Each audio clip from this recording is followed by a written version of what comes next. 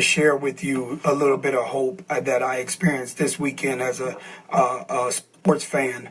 My family been boxing fans for years on my father's side, and I've seen a lot of boxers come and go, and this weekend, Omaha's number one boxer and fighter, Bud Crawford, did some really awesome. This weekend, he got in the ring before he even came in the ring. Instead of coming into some music about, a rap music that have you, going and pumped up real good, he came in with the R. Kelly song, and it just really blew my mind. I am the greatest, and it spoke volumes to me that he will come out to that type of song with so many people watching, and for an opportunity for him to unify the championship, the world championship belts, all four of them. And people don't really realize how monumental that was, not just for Bud, but for the young people who was watching him, and how monumental that was for his children.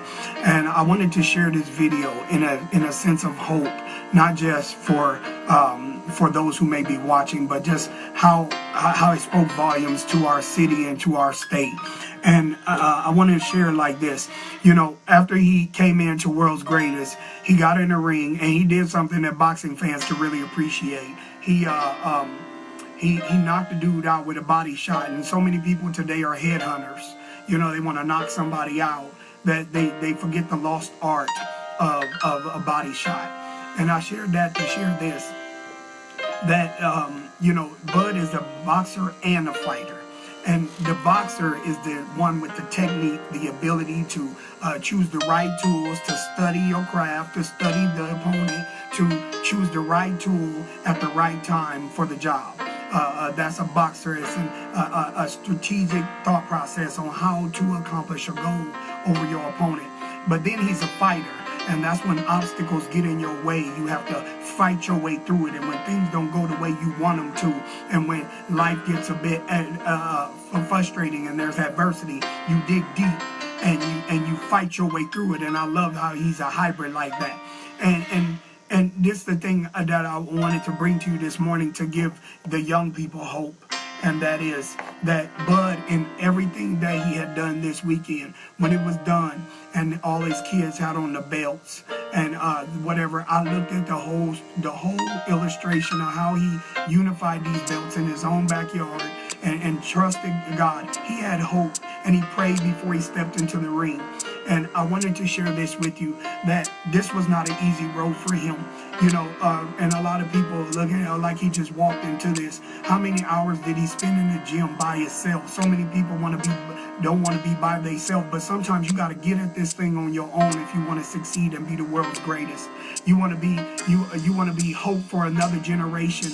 You have to want to come from the bottom and rise to the top. You have to be hope. I'm hope for my children. He's hope for all our children. There's a child in this city who wants to become great at something, and Bud inspires them. He's getting them going. Every city. God has blessed every city with a champion of some kind, a leader of some kind, and ours comes, and it always comes from the most uncommon place. In my illustration about what Bud did this weekend, I want to share a close with this, that this road was not easy for him. The situations he went through with, where people was talking about it with the DMV, and people have comments, whether they want to act like they do or not. The situation with the car thing. If we don't really know both sides, there's three sides to every story. There's my side, your side, and the truth. And if you don't truly know the truth of the situation, you really don't know. But I do know one thing that transpired in all of the events that might have tried to shine a negative light on Bud. The reality is this: he overcame it. He overcame it. And that's what needs to happen to a lot of us. We may fall in front of other people. We might even fall epically. We might even fall in a way that other people think that we should be doing this or doing that, or we should be spending our money this way and hanging around with these people. But when the party's over, when the champagne is done popping, when your friends go back to their lives, when everything is all over, it's just you and the gift God gave you. And you are going to have some hope. and you're going to grow in that gift, and you're going to be hope for the next generation, or you're going to lay down. You're going to have some technique and some skill when it's time to use it, and understand that the enemy wants to block you, or you're going to have them moments where you got to have some fight in you, and you got to overcome that situation. At my church, we've been talking about hope and faith. And we want you to know at Cornerstone right now in this season that in order to be written in the Lamb's Book of Life, that's right. But at the end of this whole thing said something. I want y'all to grab this. He said, I just want to be in the Hall of Fame. And so many people, we cheer and we yell and we scream and we holler out Bud and we root him on, and we all from the city and we appreciate what he's doing. But at the end of the day, he wants something greater than the cheers. He wants something greater than all the spoils, the money. He said when he done the next day he was going fishing. How many of us would do that after we won? Most of us we be out here turning up still. Can't even go to bed for turning up. But he said, I'm going fishing. He wanted to go with his children and go have a good time with his family and his friends. And then the next day he wanted to go fishing. Because the truth is this, he said, my goal is to make it to the Hall of Fame. And the Hall of Fame in a believer's life is this, that he whose name is written in the Lamb's Book of Life. Watch this. I'm going to share this and leave you. That a Hall of Fame is not so much that the sport happened or the position or the life or whatever happened. What he's saying is this, watch this. They can't write the book without putting my name in it. That is monumental. If y'all missed that part of Bud's interview at the end, you missed the fire. That was the fire.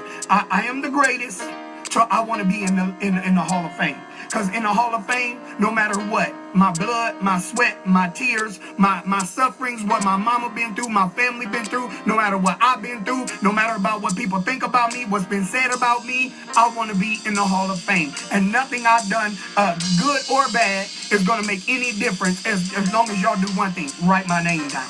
And that's what it is in the life of a believer. You got to get to a place. You got to have such a relationship with God and so much hope and faith in yourself and in how God created you. The Bible said, love the Lord your God with all your heart, mind, and soul. And love your neighbor as you love yourself. It takes an inner love and an inner belief and an inner hope to accomplish what he accomplished. I encourage every young person who wants people like him.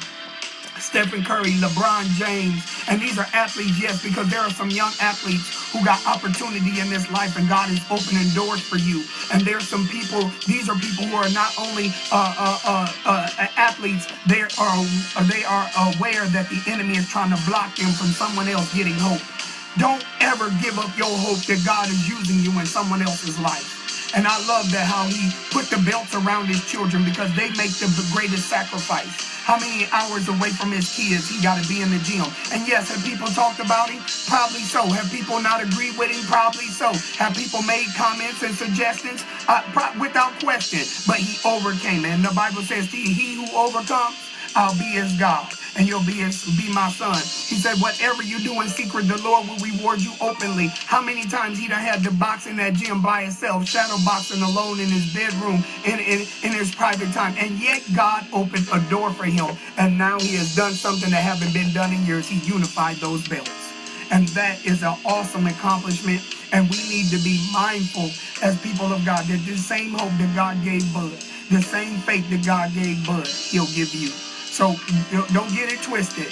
God is at the center of all things.